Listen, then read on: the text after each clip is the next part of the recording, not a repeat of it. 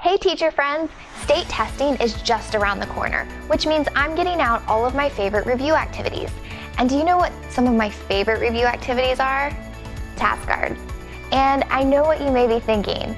Ugh, another Scoot activity. But there are literally endless possibilities with task cards. So I want to walk you through a few of the creative ways that you can be using task cards in your classroom during this review season.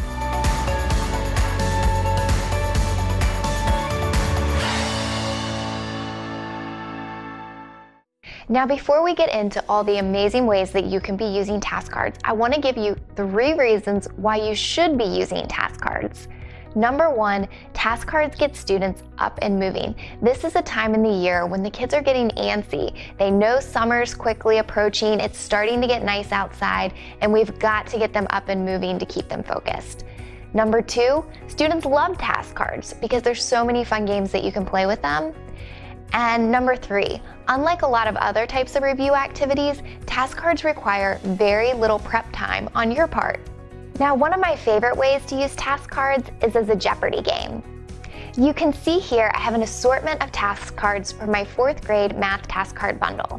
I'm going to divide these task cards into categories such as computation, elapsed time, fractions, and measurement. Then I flip each card over, and on the back I give each card a point value, and I put the categories up on the board. Then students work in teams to pick a category and point value, and as they answer the questions they earn those points, just the same way that Jeopardy works when you watch it on TV. Now, if you want to take this Jeopardy game a step further, you can create it in a much larger setting. At one of the schools I worked in, we used to play Are You Smarter Than a 5th Grader?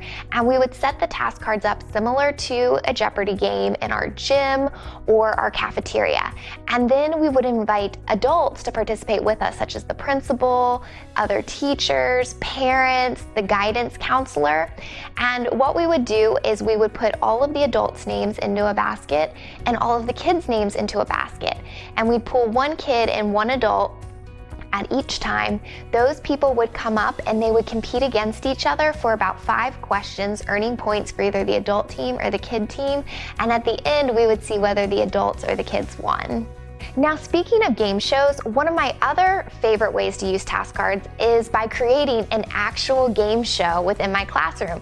I divide the class into 4 to 5 teams, and I project each of the task cards on the board, which actually cuts down on printing, which is awesome. And as I project the task cards on the board with the questions, each team has a whiteboard, and they're working together to answer the questions, and when a timer goes off, they hold up their answer. And each team gets points for answering the questions correctly. Students love this because it gives them an opportunity to work together and compete against each other in a fun way. Now, the first 2 task card activities that I shared with you involve getting students up and moving and working together. So the 3rd activity I want to share with you is one that's a little bit calmer and quieter. This is called the task card parking lot. And with a task card parking lot, you arrange all of your task cards in numerical order on a table. You arrange them very neatly, and students come up and they pick one card from the parking lot at a time.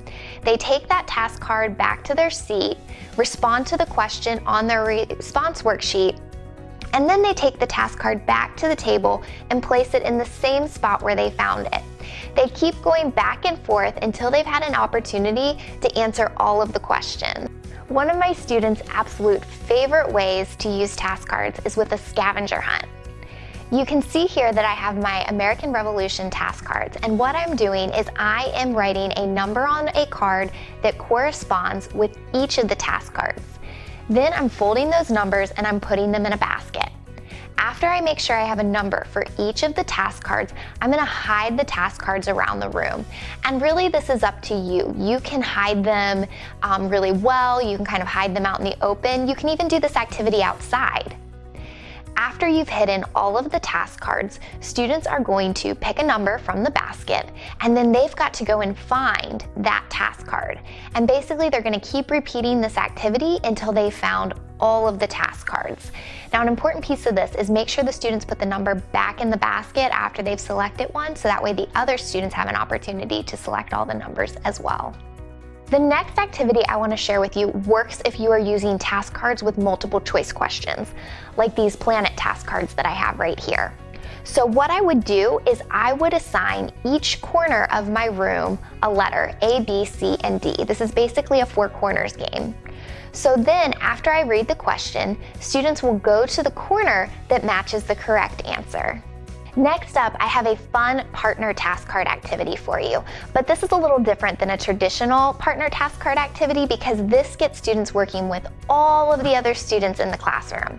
Now, when this was first introduced to me, it was called speed dating, and I don't like to use that in my classroom because, as I often say, dating doesn't exist in 4th and 5th grade. So I call it like musical chairs or moving chairs, something like that. But basically, all you're going to do is you're going to line up 2 rows of chairs in your classroom with the rows facing each other. Half of the students are going to sit in one row and the other half of the students are going to sit in the other row. Then you'll project the questions from the task cards on the board and students will work with the person sitting directly across from them to come up with the answer to the question on that task card. After you've reviewed the answer for one task card, the students in one row will move to the next seat while the other students stay still the entire time. So every question, students are working with someone else. Now, if you have an odd number of students in your classroom, don't worry. What you can do is you can either have one where there's not a chair on the opposite side, so they have to answer that question by themselves, or you can sit in the opposite chair, which gives you a chance to remediate each and every student in your classroom. Now, the final task card suggestion that I have for you is a scoot activity. And this is the one I said in the beginning that you're probably rolling your eyes at because most teachers are already using this in their classroom. In case you're unfamiliar with what a scoot activity is, this is basically where you have a task card or an activity at different stations around the room and students are just rotating from station to station, answering the questions or completing the activity. But what I want to encourage you to do is find creative ways to change up your scoot activities. Maybe instead of placing the task cards at tables or centers, you're posting them on the wall and doing a walk the room. Or maybe you're using the stations outside, or maybe you're working with other teachers and students are rotating between different classrooms as they answer the different questions on the task cards. Get creative, think about different ways to get students up and moving. So there you have it. That's 7 ways that you can be using task cards in your classroom this review season. But I'd love to hear from you. Are you using task cards in any ways that we didn't talk about in this video? Make sure to leave a comment below and let me know. And also, don't forget to like and subscribe to this channel so that way you never miss out on any of the latest teaching tips and ideas. Until next time, happy teaching!